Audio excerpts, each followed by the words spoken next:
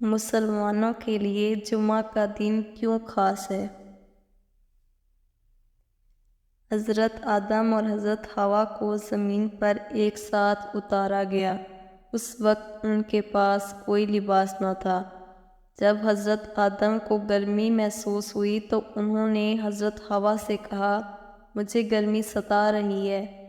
اسی وقت حضرت جبرائیل تشریف لائے اور فرمایا کہ آپ نے جنت میں اپنی بیوی کے ساتھ جو لباس پہنا تھا وہ اللہ کی نعمت تھی۔ بسم اللہ الرحمن الرحیم۔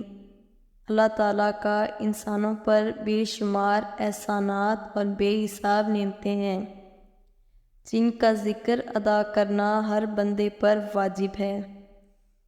یہ عبادات دراصل اس کے انعامات پر شکر گزاری کا ذریعہ ہیں۔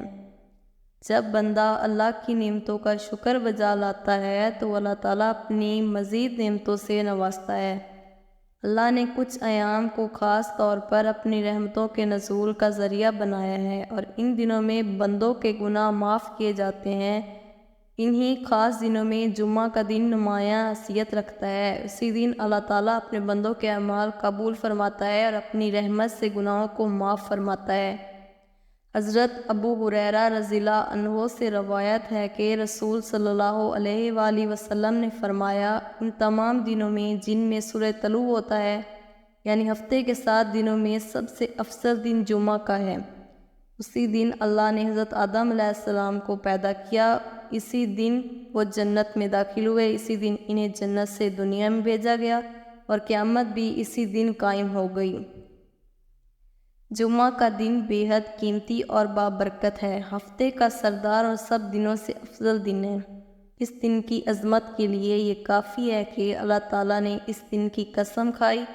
قرآن مجید میں اللہ تعالیٰ فرماتے ہیں، ترجمہ: اے میرے حبیب صلی اللہ علیہ وآلہ وسلم، لوگوں سے کہہ دیجئے کہ اگر تم اللہ سے محبت رکھتے ہو تو میری اطاعت کرو، اللہ تم سے محبت فرمائے گا اور تمہارے گناہوں کو معاف کر دے گا، بے شک اللہ بخشنے والا بہت مہربان ہے۔ اسی طرح سورۃ احزاب میں فرمایا، یقیناً تمہارے لیے رسول اللہ صلی اللہ علیہ وآلہ وسلم کی ذات میں بہترین نمونہ ہے۔ حضرت انس رضی اللہ عنہ سے روایت ہے کہ رسول صلی اللہ علیہ وآلہ وسلم نے فرمایا، جس نے میری سنت سے محبت کی اس نے مجھ سے محبت کی، اور جس نے مجھ سے محبت کی وہ میرے ساتھ جنت میں ہوگا۔ حضرت ابو ہریرہ رضی اللہ عنہ سے روایت ہے کہ حضور نبی کریم صلی اللہ علیہ وآلہ وسلم نے فرمایا، جس شخص نے فتنہ و فساد کے زمانے میں میری سنت کو مضبوطی سے تھام لیا، اس کے لیے 100 شہیدوں کا اجر ہے۔ حضرت طارق بن شہاب رضی اللہ عنہ سے روایت ہے کہ حضور نبی کریم صلی اللہ علیہ وآلہ وسلم نے فرمایا، جمعہ کی نماز جماعت کے ساتھ ادا کرنا ہر مسلمان پر لازم ہے، سوائے 5 افراد کے: غلام، عورت، نابالغ لڑکا، بیمار اور مسافر۔ حضرت ابو الجار رضی اللہ تعالیٰ عنہ سے روایت ہے کہ رسول صلی اللہ علیہ وآلہ وسلم نے فرمایا، جو شخص بلا وجہ سستی کی وجہ سے 3 جمعے چھوڑ دے گا، اللہ تعالیٰ اس کے دل پر مہر لگا دے گا اور وہ نیک اعمال سے محروم ہو جائے گا۔ حضرت سلمان فارسی رضی اللہ عنہ سے روایت ہے کہ رسول صلی اللہ علیہ وآلہ وسلم نے فرمایا، جو شخص جمعہ کے دن غسل کرے، صفائی کا اہتمام کرے، گھر میں میسر تیل یا خوشبو لگائے، پھر نماز کے لیے مسجد جائے اور وہاں 2 لوگوں کے درمیان نہ بیٹھے، اور جو نوافل میسر ہوں وہ ادا کرے اور خطبہ خاموشی اور توجہ سے سنے، تو اس کے پچھلے جمعہ سے اس جمعہ تک کے گناہ بخش دیے جاتے ہیں۔ اسی طرح حضور صلی اللہ علیہ وآلہ وسلم نے فرمایا، جو شخص جمعہ کے دن 7 کام کرے، اسے ہر قدم پر 1 سال کی نفلی نمازوں اور روزوں کا اجر ملے گا۔ یہ 7 کام ہیں: غسل کرنا، اچھے کپڑے پہننا، جلدی مسجد جانا، پیدل جانا، امام کے قریب بیٹھنا، خطبہ غور سے سننا اور فضول باتوں سے پرہیز کرنا۔ حضرت سیدنا علی بن ابی طالب رضی اللہ تعالیٰ عنہ سے روایت ہے کہ نبی کریم صلی اللہ علیہ وآلہ وسلم نے فرمایا، جو جمعہ کے دن سورۃ کہف پڑھے وہ آئندہ جمعہ تک ہر فتنے سے محفوظ رہے گا، حتیٰ کہ دجال کے فتنے سے بھی۔ ایک اور روایت میں ہے کہ جو سورۃ کہف کی پہلی یا آخری 10 آیات یاد کرے اور انہیں باقاعدگی سے پڑھے وہ دجال کے فتنے سے محفوظ رہے گا۔ علماء نے جمعہ کے دن قبولیت کی 2 گھڑیوں کا ذکر کیا ہے، ایک دونوں خطبوں کے درمیان جب امام کچھ دیر بیٹھتا ہے اور دوسری عصر کے بعد غروب آفتاب تک۔ ان لمحات میں دل ہی دل میں دعا کریں، اور یہ گھڑی خاص رحمت و بخشش کی گھڑی کہی گئی ہے۔ حضرت ابو ہریرہ رضی اللہ تعالیٰ عنہ سے روایت ہے کہ رسول صلی اللہ علیہ وآلہ وسلم نے فرمایا، سب سے بہترین دن جس میں سورج طلوع ہوتا ہے جمعہ کا دن ہے۔ اسی دن حضرت آدم علیہ السلام کی تخلیق ہوئی، جنت میں داخل ہوئے، نکالے گئے، اور قیامت بھی اسی دن قائم ہو گئی۔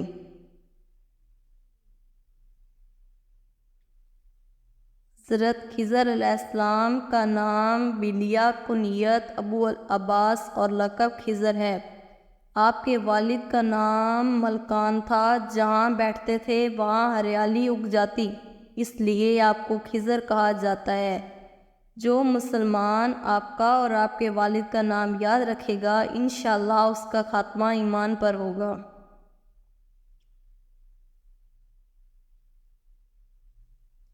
محدثین کا بیان ہے کہ حضرت خضر علیہ السلام ملکان کے اکلوتے بیٹے تھے، جن کے والد کو اپنی نسل کے تسلسل کا خیال آیا تو انہوں نے حضرت خضر علیہ السلام کی شادی کا فیصلہ کیا۔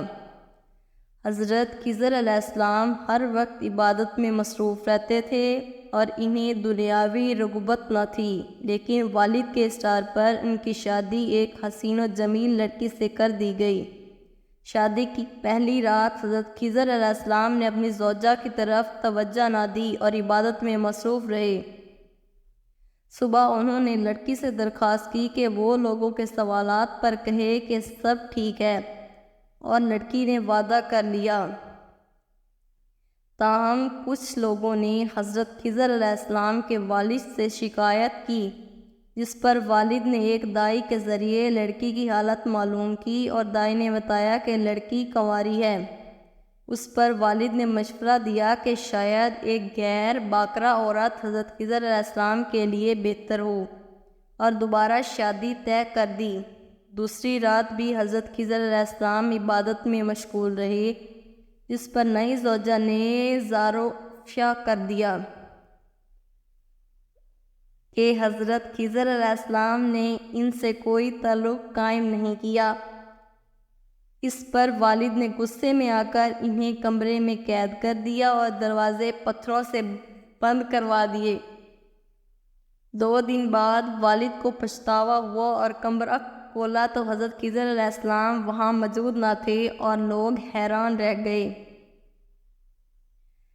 حضرت خضر علیہ السلام اللہ تعالیٰ کے حکم سے حضرت ذوالقرنین علیہ السلام کے پاس پہنچے اور ان کے ساتھ بڑے ظلمات میں جا کر حیات جاودانی پی لی اور ہمیشہ کے لیے زندہ ہو گئے۔ اللہ تعالیٰ نے انہیں دریاؤں پر مقیم کر دیا، جہاں ایک دن 2 تاجر آپ سے ملے اور آپ نے انہیں مدد فراہم کی، مگر تاکید کی کہ ان کا ذکر کسی سے نہ کریں۔ ایک نے وعدہ نبھایا مگر دوسرے نے راز فاش کر دیا، جس پر اس نے بادشاہ کو واقعہ سنایا۔ بادشاہ نے تصدیق کے لیے دوسرے تاجر کو بھی بلوایا، مگر اس نے وعدہ پورا کیا اور انکار کر دیا۔ بادشاہ نے پہلے شخص کو قید کر لیا اور دوسرا چھوڑ دیا۔ وقت گزرنے کے ساتھ اس شہر میں عذاب آیا، جس میں تقریباً سب لوگ برباد ہو گئے مگر صرف 2 لوگ بچے، ایک وہ عورت جس نے حضرت خضر علیہ السلام کا راز محفوظ رکھا، اور دوسرا وہ شخص جس نے بھی راز افشا نہ کیا تھا۔ ان دونوں نے حضرت خضر علیہ السلام کے فیض کا یقین کیا، مسلمان ہوئے اور نکاح کر کے اس شہر سے ہجرت کر گئے۔ اللہ تعالیٰ ہمیں نیک عمل کرنے کی توفیق عطا فرمائے اور ہمیں صادقین میں شامل فرمائے، آمین۔